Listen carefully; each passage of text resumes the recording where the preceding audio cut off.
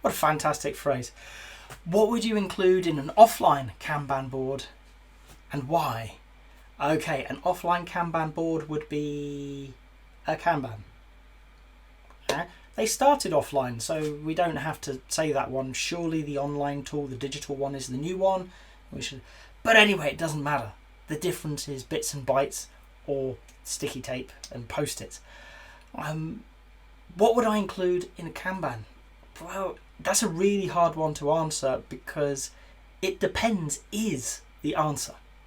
Now, how we work when we're developing a Kanban is we work with the team. We want to understand how they work and get your Kanban to reflect that in truth. So if they have 6 different steps that the work really goes through, you're likely to have 6 different columns. Okay, each one named nicely so that everybody understands we're at this stage of the development, and we're going to move to this stage when these exit criteria are completed. I'm a real stickler for making sure we know. The Scrum world would call it the definition of done. When I'm working with Kanban, I can't remember why, I'm sure I picked it up from somewhere, but I tend to refer them to as exit criteria.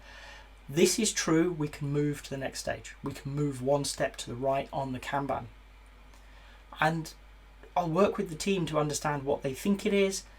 And that can be very quick, rough and ready at the start, and over time it will evolve to be a truer reflection of how they work.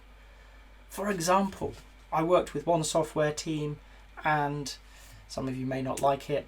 To be honest, I don't care. It was well over a decade ago, and it worked. And that would be the hallmark of what we're looking for here. It worked for us. We had a list of stuff called a backlog. And we kept about 10 items in that list at any one time. They could chop and change as wanted. Really synonymous with the product backlog in the Scrum world. The next column was next.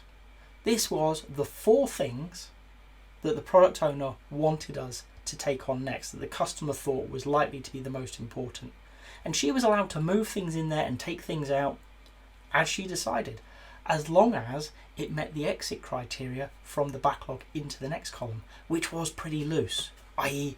we'd had a chat about it and not much more, because as a team we knew that to move from there to the next one, which was starting sort of the planning of it, was going to involve that customer. We were going to be having a chat, we were going to be thinking about what the problem was and really understanding it.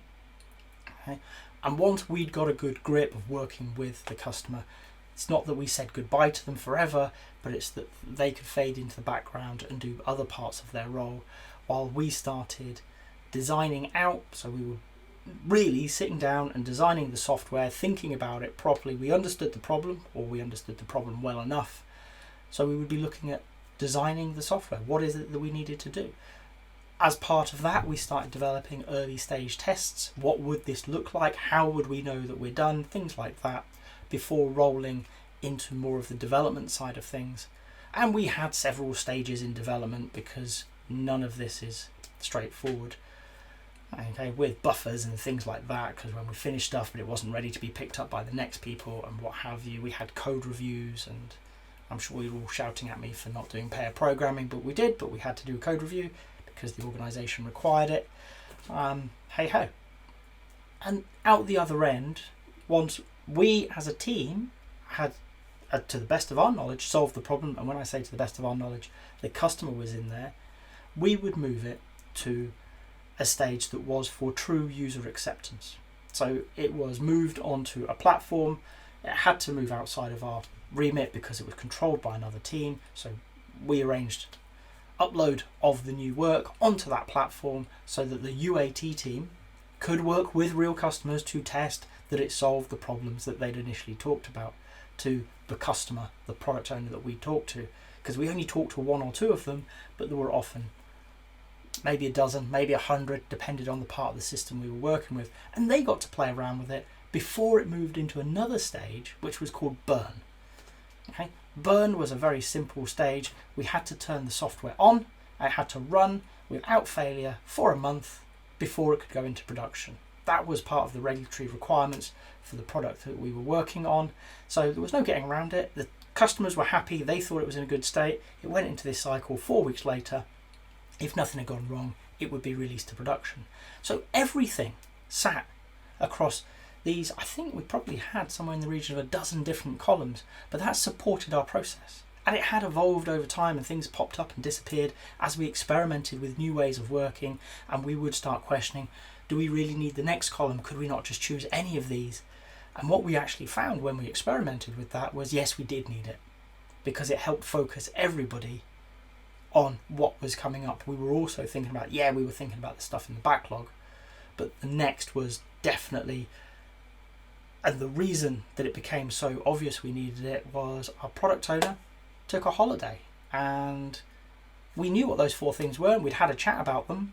We hadn't really talked about anything else coming up beyond the basic outlining of it to understand if there was any serious issues with the product, how it could need to change. They decided to take 2 weeks off because, why not? It seems fair. And if we hadn't done that work to get it into Next, which was minimal, we couldn't have done anything. As a team, we would have stalled because there was really nobody else about to pick up that work and help us get started. We'd had enough of a conversation that we felt comfortable bringing it into the design and planning buckets to do some work, to get things moving. And when she came back, she had a look at it. We weren't 100% right, but we were close enough that we put some changes into the system, and it was good enough. It helped us, it supported us in the realities of our day-to-day work, which is what we're looking for from a good Kanban. Is it reflects, it makes transparent how you're working, the state of all your work, so that you can act on it. You can look where the bottlenecks are starting to appear and work on those areas to release them. And obviously, good old theory of constraints, once you've released one bottleneck, another one will appear and you're going to work on that. But you can also use it to experiment with how you work. You can see the impact of changing things.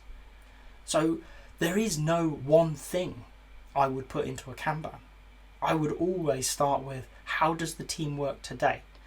And from that, once we've got it mapped out and evolved to truly reflect what they do, we would evolve it together with the hypotheses to make ourselves more effective, to deliver customer value better, faster if possible. Okay? By focusing on ways of working, by focusing on those constraints in the system to help things flow smoother. If you've got to this point in the video, I hope you've enjoyed it. If so, a like would be appreciated. If you want to hear more from me, more answers to questions that maybe you've got in the Agile world, please subscribe to the channel. And if you've got a question that you really want answered, drop it in the comments. I promise we'll get around to it. Thank you.